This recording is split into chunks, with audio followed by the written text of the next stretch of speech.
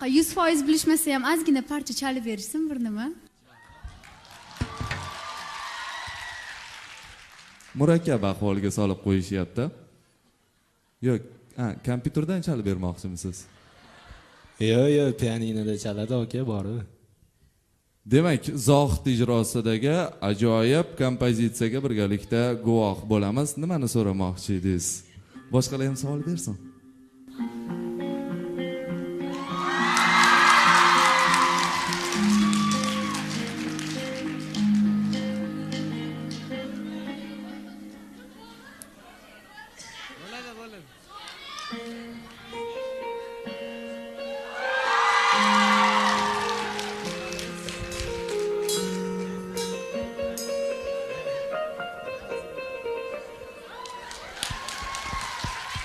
Eng odil javobga birgalikda guvoh bo'ldik.